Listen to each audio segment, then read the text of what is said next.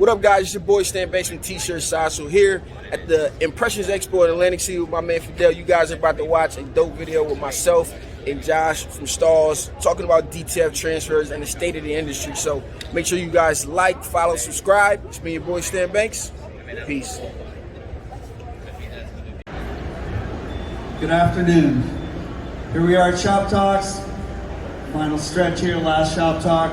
The one I am actually the most excited about. So, I want to thank our sponsors, Impressions, from the Ink Kitchen. Free information is brought to you by our other sponsors here, Alpha Broder, Los Angeles Apparel, Her Solutions, Lane 7, Omniprint, and Nasdar. And we are going to talk about DTF, Direct to Film. Direct to Film. Actually, there's different names for it, right? Somebody said the real thing is direct transfer film. I don't know. Whatever it is, people are calling it DTF. I have Josh Ellsworth from Stahls and Transfer Express. Got Stan Banks from T-Shirt Hustle. We're going to talk about DTF. We're going to talk a little bit about it. Josh has some samples to pass around, which are pretty exciting. I got a sample to show even, right? Footwear. And then we'll have questions, and then they'll be around for a few minutes after if you have other questions, if you're shy. These are all on YouTube. I think there's 129 Shop Talks up there. Free information. All right, so what's DTF? So direct to film is a inkjet process of printing just the design you need onto a film carrier with ink. Right? And so for those of you that have been in the heat transfer world for a while, you're probably used to cutting and weeding, or printing and cutting and weeding. Well, all that's gone. You're probably used to outlines around your transfers. Well, that's gone. And so with direct to film, we're actually jetting down CMYK ink, sometimes an expanded color gamut, backing it with white, running it through a powdering machine or jetting adhesive on the back, depending on what machine you look at to produce it, and then curing it into a dryer to just make a heat transfer that's ready to be applied. That's the cliff notes on what DTF is. That was good. That was really good. I used to rehearse that one. Yeah, nobody likes weeding. Some people like weed, but nobody likes weeding. So it's a real advantage of DTF. So, Stan, we want to talk a little bit about just the advantages of transfers. I was talking to Josh earlier. I think DTF, from Stahls, from Supercolor, it's like flip things that people are accepting transfers. And I know you're all about transfers. You just want to talk about transfers a little bit and how great it is as a way to get into the business and know if you're making money and all that. Yeah, so transfers made this whole thing more accessible to everybody at home, right? So when you think about DTF, you got two options. You can make it or you can buy it. And if you make it, then you got a whole nother R&D and research and process that you got to learn about. But the transfer buying part of this allows everybody to get full color artwork now. In this case, when it comes to DTF, getting full color artwork that you can print on anything from garments to shoes to wood to anything that you may need to print it on, and just get straight to the process of making money. The beauty about transfers to me is I can have anybody come off the street and I'll be confident to leave them alone in 30 minutes to walk away and be operating a press and be producing income in my shop or anywhere for that matter. I've done transfers at other jobs, in basements, at events, different places like that. On the other hand, when it comes to the knowledge base, all of this equipment, like screen print is an actual trade. It used to be taught in schools.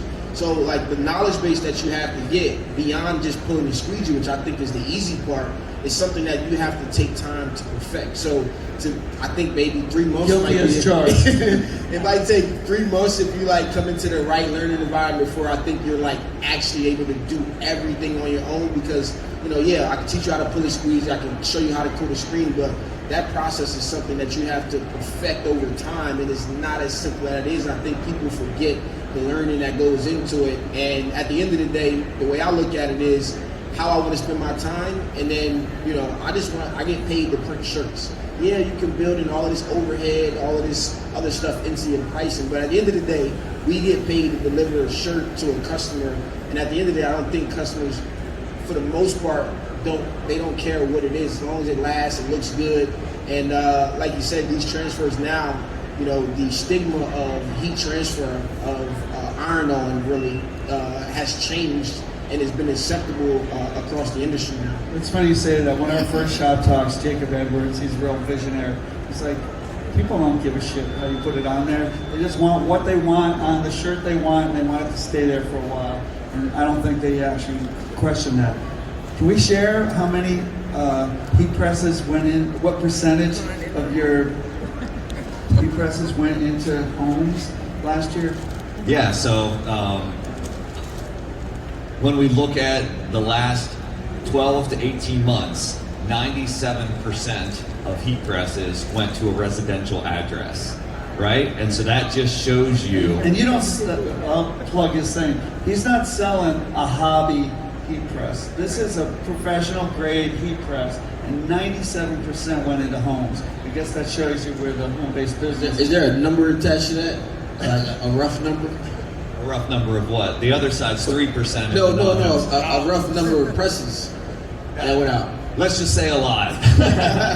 Yeah, I think today, especially with the pandemic, man, it went bananas, and he's saying 97%. The reason I was asking what the number is because it's like, what's the lead time on getting a press these days, right? Especially some of the more expensive ones. So it will be a lot more. A lot of people are in line waiting for presses still. So if you're in the business, it's a good business to be in. The margins are there. It's enough work for everybody. You're out, you're learning, and you can literally make money out of your house now, thanks to products like what Stahls makes.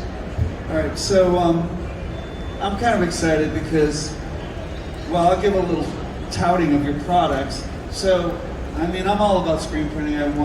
My company's won like every award for screen printing. My friend Paul Radula owns Liquid Blue. He printed these Ukraine shirts over here. He's one of the best printers. We're actually getting DTF transfers for our online stores, for difficult substrates. I have a customer, it's a big customer, it was a tiny order. That's the worst situation. You have to do it for them. A raincoat, nothing wanted to stick to. I bought your transfers and it took care of my problem. Besides, when you have a big business, there's not just money to be made, there's problems to be solved. And it seems like they solve a lot of problems. I'm going to show this off.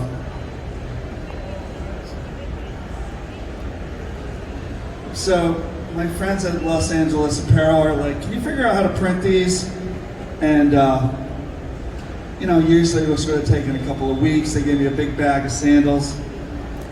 Josh did these about an hour ago after I gave them to him about an hour and a half ago. So, it solves a lot of problems. And, you can make money and deal with a lot of problems with these now. Yeah, let's float one of those around if you don't mind, because I think I was intimidated by this when Rick dropped it off an hour ago. He said, hey, you think you can try this over on your press and see if the direct-to-film transfers work? And I was like, yeah, I can try anything, right? We'll see if we melt it. And in the past, we actually had a big soccer brand approach us and gave us the first idea. They wanted to decorate cleats. And for that soccer brand, we actually designed a special attachment for the press so you could load a pair of cleats on. And these are, multi-$100 cleats that we're decorating for high-end soccer gear. And so we were able to kind of do the testing and have that foundational knowledge through trial and error, brewing a lot of returned cleats that came back to them to figure out what temperatures work, what accessories are needed, where it melts at, how it all works. But I had never tried DTF before on these products. And so you bringing that over, I grabbed a tagless transfer. You'll see the design's not very cool, it's just what we had. But it shows you the level of detail, the unlimited color, and the customization potential onto unique item, unique fabric, unique location. So especially applied at low temperatures, right? So what's the lowest temperature you can apply at, and roughly? Yeah, so you need to break the rules. So the application temperature says 290 degrees for 12 to 15 seconds for a t-shirt. Well, I know that material that I'm passing around on that slide is going to soften up with the adhesive. And so in this particular case, I kept it at the 290 degrees, but I put a special cover pad on top of it. It's called a flexible application pad. That's how I decorated handbags in the past, and I know that would prevent them from melting.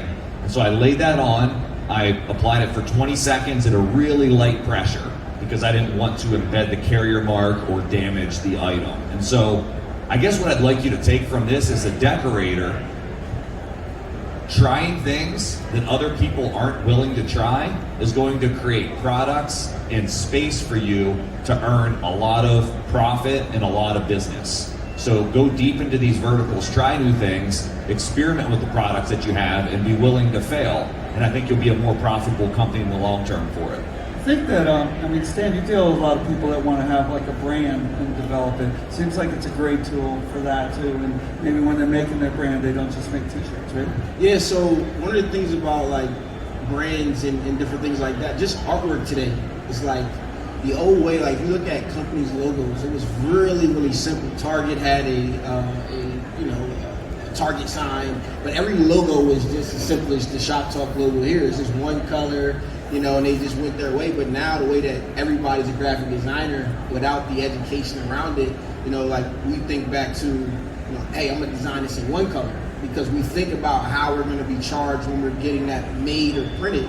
And today it's like, no, we just want to put as much stuff as we possibly can. So being able to print photorealistic, being able to print unlimited colors and gradients has been like that's the game-changing aspect to what we could never do. Before now, it was like unit inkjet paper, eco-solvent printers really cost too much before the BN20, and it's been a huge gap in what we've been able to offer people as far as the quality goes. So when you think about a clothing brand, when that thing goes out of the door, I don't know if I want to put a Nina inkjet transfer in there and you put it in the wash, and next thing you know is your design is like navy tinted because the jeans done bled on it. So that quality that goes into having something that's able to be washed and going through all these certifications and wash tests and different things like that. I think you guys are Nike. I don't know what the names of them are, but the Nike RSL compliant. Yep. Yeah, so being able to meet certain quality standards really matters today when you're delivering a product and you can stand by and you know that that customer's going to take it, they're going to wash it, they're going to wear it, and they're going to feel good about what it is that they're wearing, and you're going to be feel good giving it to them and not worry about them customers coming back because you decided to get something that it was an iron on or something like that. All right, so where are we at with your DTF and where are we going? You got some samples there? Yeah, so, and again, the unlimited color, unlimited detail. So I think passing these around so you can see how the transfer actually should look when you make it or when you receive it is helpful because we have this clear film carrier that we're able to lay on. So today, we're at unlimited color, basically with the CMYK color palette for most places that I'm looking at. We're pretty good on the detail. I think we'll get more consistent on the machines being able to be adopted maybe in a desktop format for small businesses. But right now I still think the machine space is wide open and evolving, and there's a lot of manufacturers chasing the latest and the greatest DTF printer. So that's the space that we're in today. And so the reality is, even at a manufacturing operation the scale of Stahls or any transfer company, odds are we have 10 printers, and out of those 10 printers, 5 or 6 may be running, and the other 4 are offline for maintenance. So I still feel like there's a lot of things to be worked out, and we're kind of in that early adopter stage where we're developing or kind of flying the plane as we're building it, right? And so that's where we're at. So I know in one of our talks, someone spoke about all the adhesives, right? There's like, you've got an adhesive that works on a lot of things, but there's something like 30 adhesives possible to be used, right? Yeah, so that'll evolve over time too, right? Yeah, the adhesives, I mean, look, people are going to want to go to water repellent jackets. They want to go to sublimated soccer jerseys and have it block the dye migration. So there's going to need to be a dye blocking adhesive. You're going to want to be able to apply stretchable fabrics like compression gear. And so I think you'll see whether it's in the powdered adhesive changes or the jettable adhesive changes, we'll have to have an assortment of transfer styles based on the garment or the job that you want to complete. And right now I feel like we're kind of in the infant stages of that. And now that we have the platform, people will be developing on top of it to have more flexibility. Right. So what else you got for show and tell here? Yeah, show and tell. So You know, this one shows off a puffer jacket, and so this is, I always tell people go for the high end. There's a million people doing t-shirts, so not that you can't make t-shirts a part of your business, but when I can decorate high-end apparel, I make more profit for my time, because it takes every garment about a couple minutes, and right? it's the same amount of work. Yeah, same amount of work. So this one, Travis Matthew, which is a really high-end golf brand. So the thing was, you used to not be able to decorate some of these things. Like a puffer jacket, the transfers did not look like screen printing, and so at least my customers would not accept them. And these, you really can't tell the difference. Yeah, you get all of the color on a single layer, right? And I think that's the biggest difference. So we're not layering vinyl, we're not weeding and spending a lot of time there, and we're not pressing at super high temps like traditional plastisol transfers of old, which really damage a lot of items. Yeah. So we got another sample here of fleece. So you'll see a lot of different logo locations. That's another way to increase your profit on every piece that you sell. You know, I actually try to convince my speakers here not to give sales pitches, but I can give sales pitches for them because I'm special. Anyway, there's a great video that Stahls put out, I think like a week ago, or is it Transfer Express, about tripping out garments, basically. It's the story of like taking a baseball jersey, using their online tool to make the art, and buying gang sheets would save you money because they don't have to be cut up, and they had like a, you know, the hem on the front and the back, and the back label, and the sleeve, all in one transfer sheet, where traditionally people might have bought that one sheet with only the front, and instead it had the whole 9 yards, and it was a very impressive piece when they were done, and without really almost any cost except for the 10 seconds to apply it or whatever, how many seconds to apply each of the other ones. So it's really great. Transfers are great for odd locations, honestly. And do you think, it seems like the machines are coming down in price, the ability to do it. A lot of people will probably hybrid be making some and buying larger quantities perhaps, that kind of thing. You see that happening? On the machines specifically? Yeah, so that maybe somebody might, and also you can, if you have an existing DTG machine like we do, we can make DTF transfers now.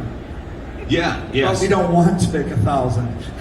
Right, no, not on a sheet fed format. Your square feet per hour is just going to be detrimental. But if you were doing like really small tagless transfers, that's a perfect application on that panel size, or small left chest logos. Or we got the wrong transfers in and we got to do them today.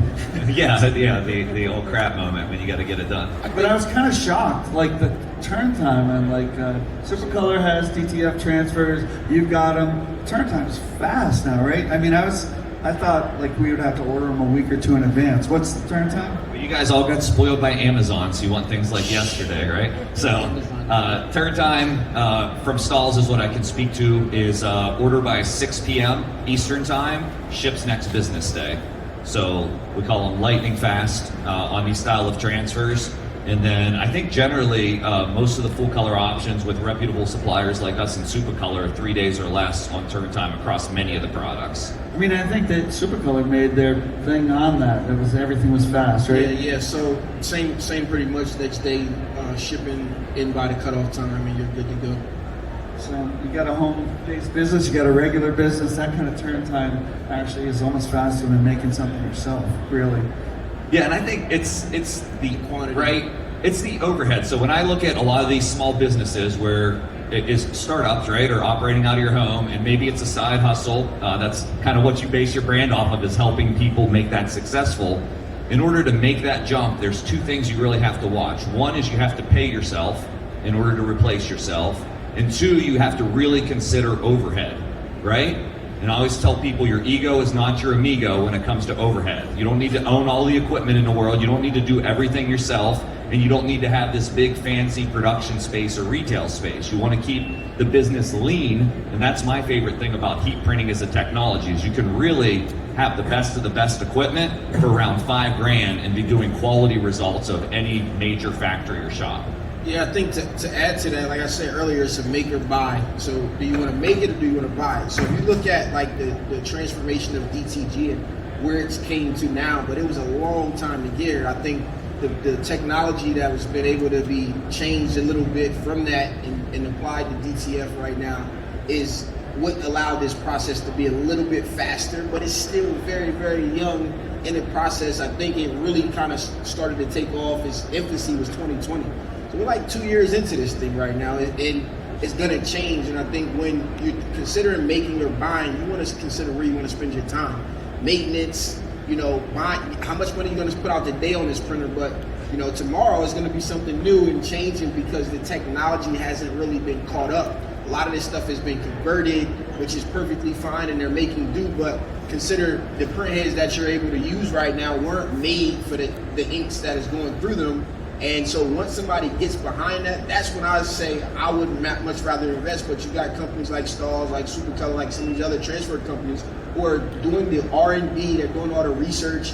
You talk about all the different powders, adhesives. This is like chemistry, this is all of these science projects. And if you were a scientist and that was your field, then perfectly fine. But you got to figure out what's the right ink, what's the right this based on your setup.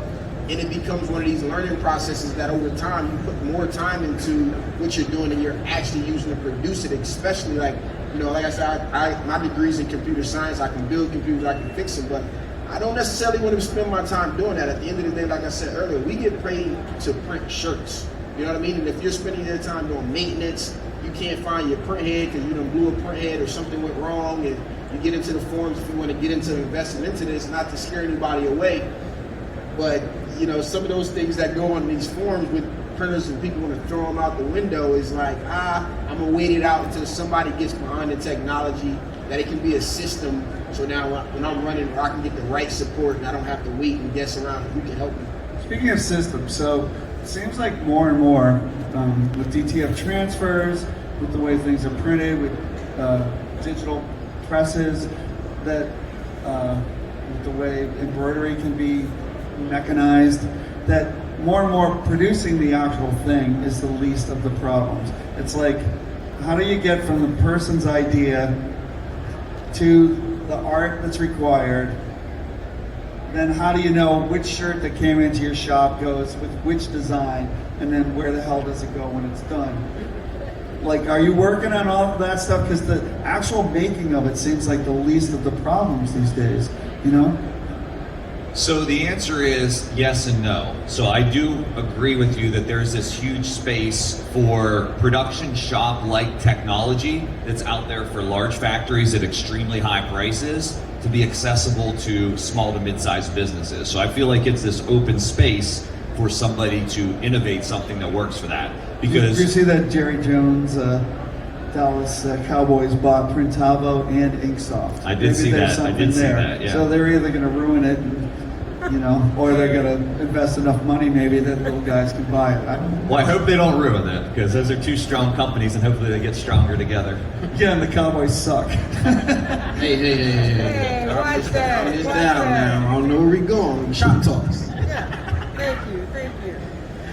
But I do think there's an opportunity, and so I think what I would say for a small decorator today is just thinking through your processes and systems and making sure you have documentation. So even if you don't have a system in place that automates it, having proper documentation, proper training, and proper operating procedures will make it a lot easier for yourself as you scale and grow, because eventually, once your volume picks up, it will break, right? Just like all of us vendors experienced when inventory became an issue, all of our back order management systems broke, and we wish we would have planned ahead for all of those things. So just plan ahead and look out into the future growth of your business, because I think there's a common misconception that heat transfers are just for small businesses. I'll tell you, with direct-to-film transfers, there's already customers, one customer in particular, that has purchased over 250,000 transfers, right? And this is a large shop, so this technology is something that's being used at scale, because we're really reinventing e-commerce in the retail rack. We're not just figuring out a way to decorate a dozen shirts anymore. Yeah,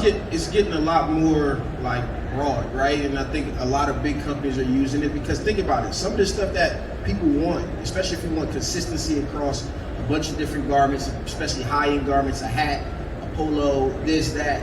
In order to get consistency, you can't embroider everything and you can't screen print everything. If you want that consistency, this is the way to get it done. And it's not just being used by a small business like Josh said.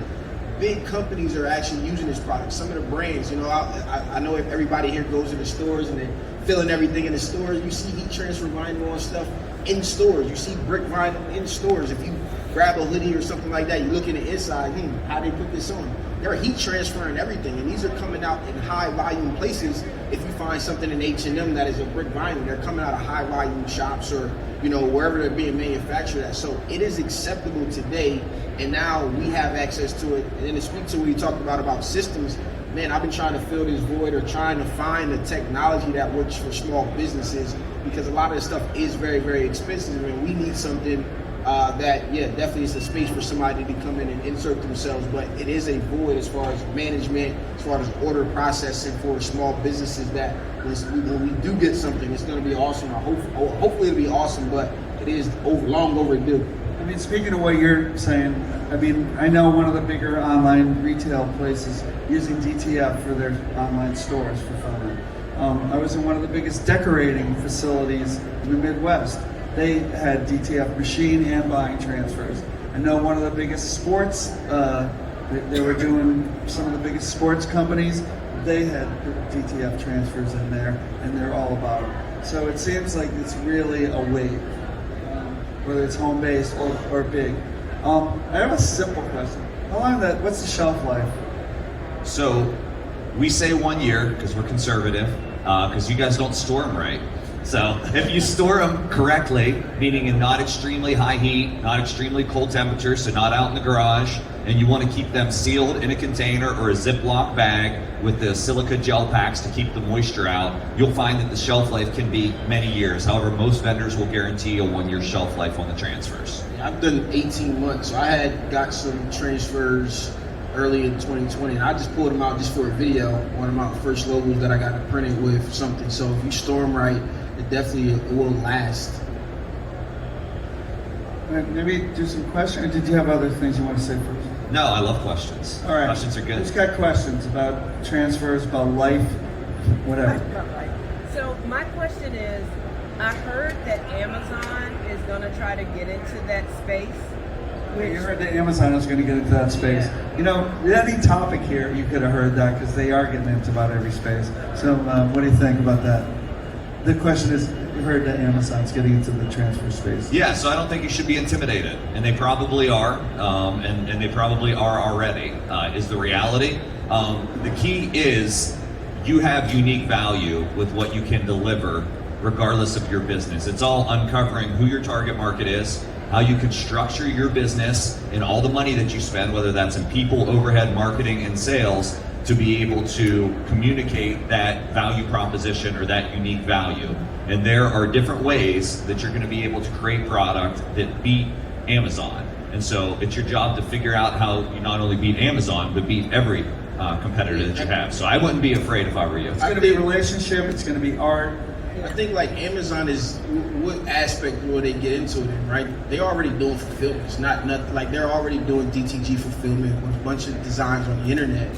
So they're probably going to be getting into it to put DTF onto things, and it's already pre-made, pre-designed. So unless they come out with a custom-made type of situation where now they're doing that, which we can't say if they will or they won't, it won't necessarily be, at least affect us in the immediate future from that standpoint, because like you said, we add the personal touch to whatever's going on. We give them what they want. They're not coming to us per se to buy our designs unless you got that kind of brand, but we're able to give them what they want versus you shopping and browsing through. How Amazon fulfills their orders isn't, it's no effect to us. They're already doing it.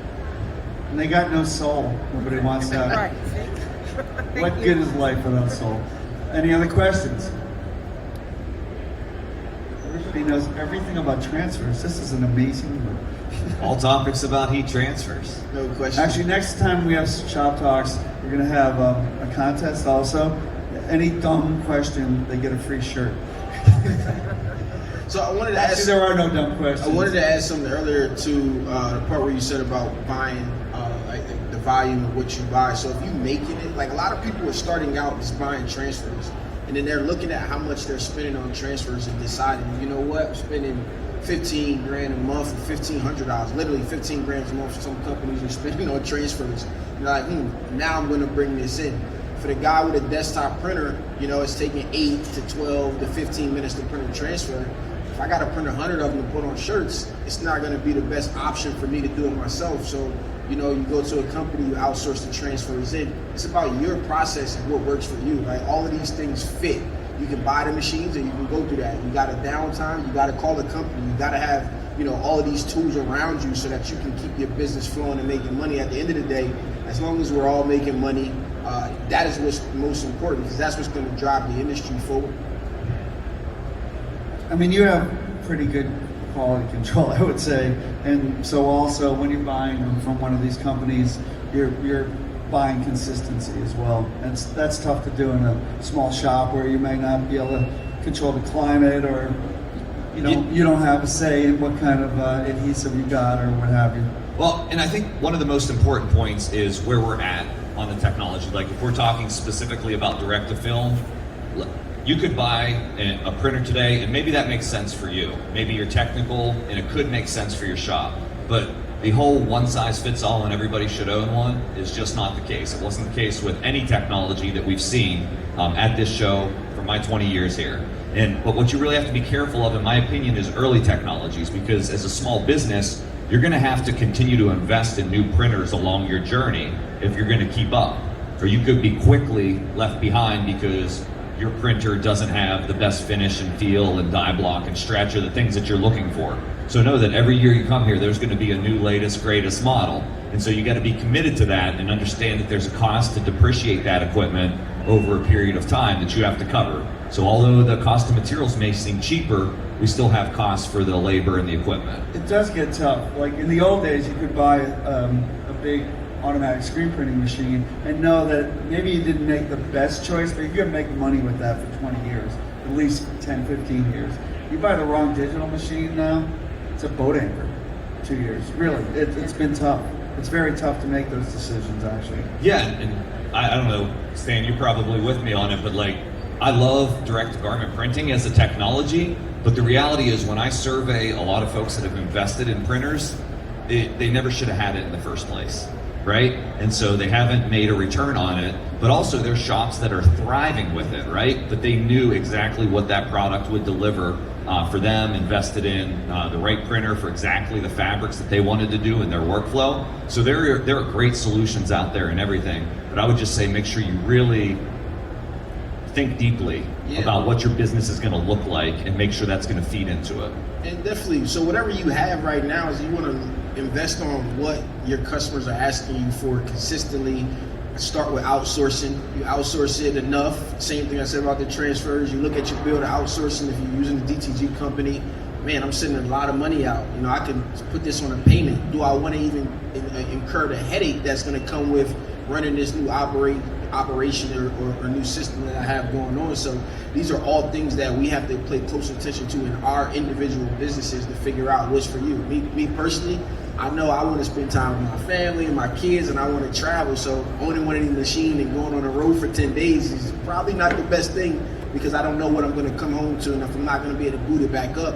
So that means for me in my shop, I need systems that are going to clean themselves. They're going to do all of this stuff and do it at a low cost, right? And so that I'm able to just keep operating when I'm available to run the machine. I know we have a question right there. The one, I'm just going to follow up on this first. The one machine I would spend money on when I had it is a good transfer machine, right? Which would be control the temperature, control the time, stays flat, pressure's accurate. I would say that seems worth it, right? No, undoubtedly, the best you can afford. And you're never going to not use that piece of machinery.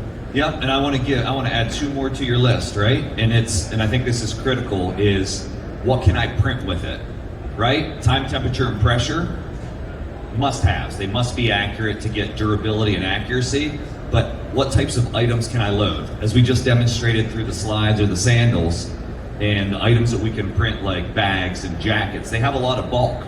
So getting that pressure to be accurate requires getting that item flat.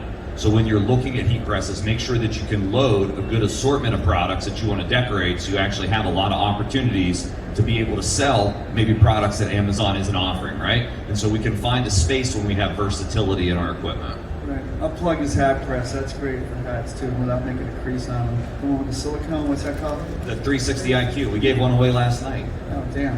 I would have liked it. Could use another one. You had a question? I do. You mentioned the other day something about embroidery transfers. Is that? Embroidery transfers. Do they exist? Yeah, so embroidered patches. So one big leap forward that we've seen in heat presses is heating from underneath as well as on top. So patches have been on the market for a long time, but most people know that they won't last as long unless you sew through them and embroider them on. Well, today where we sit, that's a misconception, because now we have technology that can heat from underneath to get to these embroidered patches. And so you've seen a lot of new patch products come to market because they can now be heat applied accurately. And so we have embroidered patches. We even have puff embroidered patches that have the rise. They used to press flat. It didn't really work. Right, you had to put so much time and so much temperature and so much heat. Yeah. They're just killing. Leather patches. I mean, there's a million choices that you can feed through your heat printing equipment. And the bottom heat also keeps you from scorching things, because you can scorch the inside and no one cares. So that's a great tool. Good question.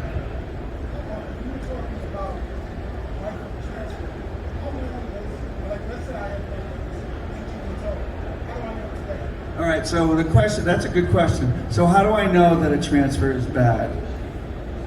So the reality is the only way to truly know is to press a test application and throw it through the wash cycle on the intended fabric that you're going to decorate. But I think there's a high probability that the equipment or the transfer manufacturers just don't want to be on the line for more than a year, 18 months after you buy it, because I've seen transfers that have been in large factories. Actually, we locker stock some transfers on big numbering programs that sometimes the slow movers sit there for many years, but we know they're stored in the proper conditions. And that's item number one. But I would say testing it, especially if you've had it out in the garage or something where you don't know, is always the best recommendation. Well, what was the question again? So a specific transfer formula called Goof Proof, yeah, that can last for many years if stored correctly. Yeah, washing machine. I'll tell you, if you're a printer, transfers, whatever, it's the only real way to test something to see if it works. We got a washing machine in our shop. Other questions? All right. How about a hand for Josh and Stan? Woo! Good job, you guys. This ends the shop talks. I want to thank my sponsors: Lane 7, Omniprint, Source 1, NASDAR, Hirsch Solutions, Los Angeles Apparel, and Alpha Broder and Impressions Show. If you can, buy a poster. Save Lucy, the elephant, which is a cool Atlantic City landmark. Buy a Ukraine shirt. We're donating nearly every penny to Ukrainian humanitarian aid, and thank you for coming.